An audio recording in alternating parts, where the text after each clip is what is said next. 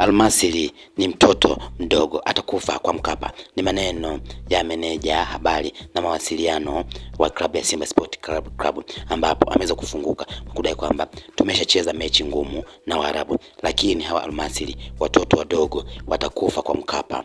Kwa mjibu wa semaji la CAF Ahmed Ally, ametamba kuwapasua Almasry katika dimba la Benjamin Mkapa ambapo tafanyika tarehe 9 Aprili. Mashabiki wajitokeze kwa wingi. Kwa mjibu wa Ahmed Ally, anadai kwamba katika kitu ambacho kimeweza kufanyika ni kwamba katika mchezo ambao wameweza kucheza na Almasry, wao kama Simba hawajatingishika hata kidogo na kufuzu kupo pale pale, kwa kuwa ngoma hiyo bado ni nyeupe kabisa, huku wakiwataka kwamba mashabiki waje kwa wingi kuweza kujaza uwanja na kuwapa sapoti mashabiki kwa kuwa ngoma hiyo bado ni nyeupe na Almasry ni mtoto mdogo atakufa na atapasuka kwa Mkapa. Kwa mjibu wa Ahmed Ally, anasema katika mechi ambayo ilikuwa ngumu ni ile ambayo wao Simba walikuwa ugenini. Kwa mjibu wa Ahmed Ally, anasema tumeshacheza mechi ngumu na Waarabu, lakini hawa Almasry watoto wadogo watakufa kwa Mkapa, akiwa anamaanisha kwamba kuna mechi nyingi ambazo washaye kucheza na Waarabu ambazo zilikuwa ni ngumu zaidi, lakini kwenye uwanja wa Benjamin Mkapa waliweza kutoboa,